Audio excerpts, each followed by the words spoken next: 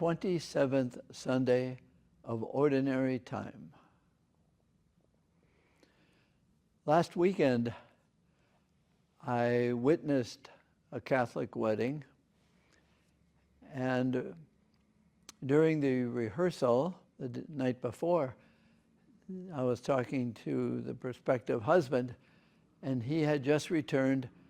He is in the Army, and he is in the Rangers, and this week, the week before, he had performed his first parachute jump. And I asked him to describe it, and he told me it was first 4 seconds was free fall, and then the hard part was hitting the ground. And I said, this is a perfect image of marriage in a way. It's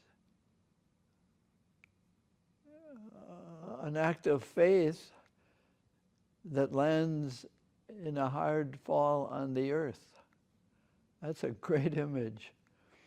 And we laughed at that. And the reason I talk about that here at the beginning is the readings today seem to be about marriage.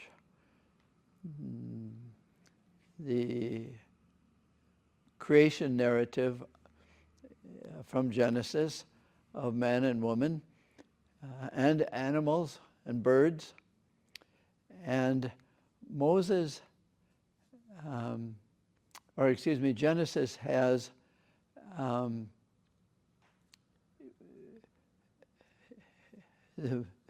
what we're going to call Adam, naming. And naming was a way of exercising authority over. I name you, so I control you. But then, in the creation of woman, it doesn't say he named them. He said, she shall be called a partner.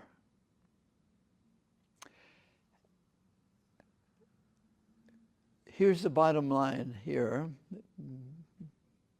You could end the homily here. God will never give us anything or anyone who will totally complete us.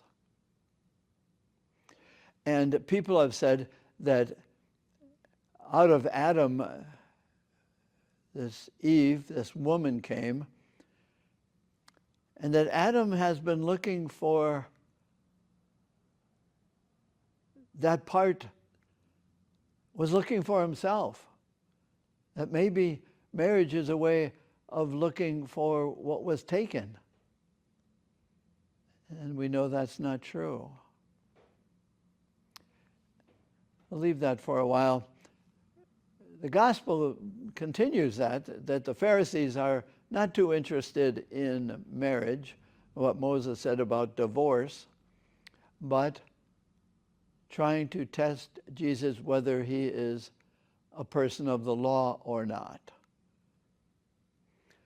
But then Jesus tells them what Moses did and why he did it. But then he takes a little child and he says, those who can receive the kingdom like a little child without having to answer clear questions and not being governed by law, but relationship, they enter the kingdom. The little ones.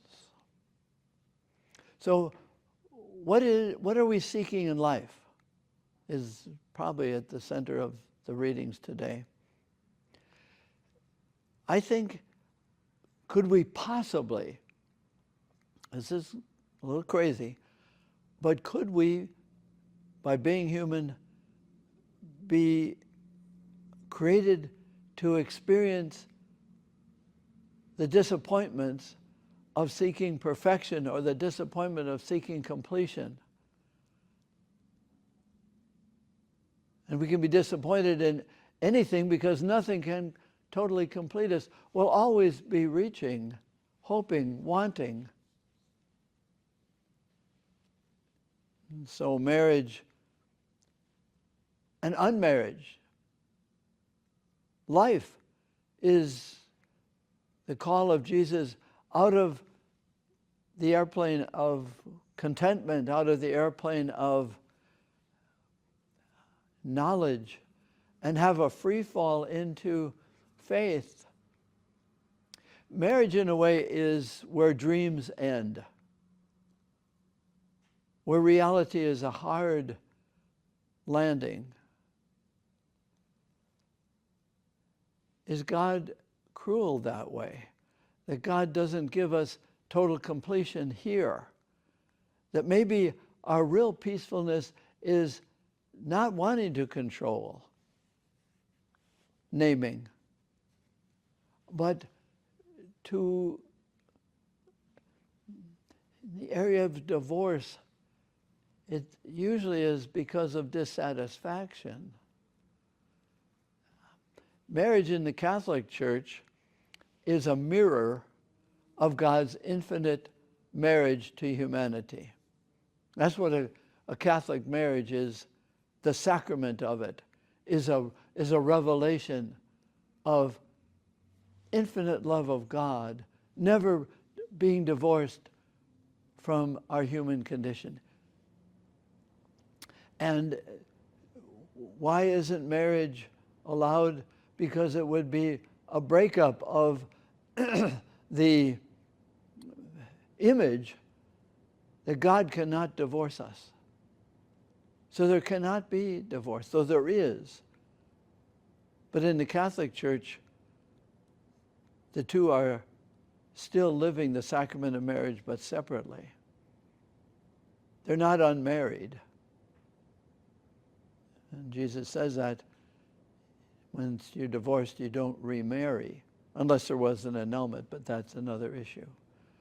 The question is, can we be like a little child that trusts? And we make commitments, and we love. But the people we love are going to be a disappointment, and fidelity is, what do you do with the disappointments? How can you receive God's infinite married love to each of us, sacramentalized in holy matrimony? But it's destined. You're going to be a partner, but not a completer. And so in the Catholic Church, married people say, by how I live, the dream that I can be God for you is broken. The dream that I would like to be is broken, but I will lead you to understanding your createdness. I will help God continue to create you, the wife says to the husband, and the husband says, I will assist God in continuing your creation, but I won't be your complete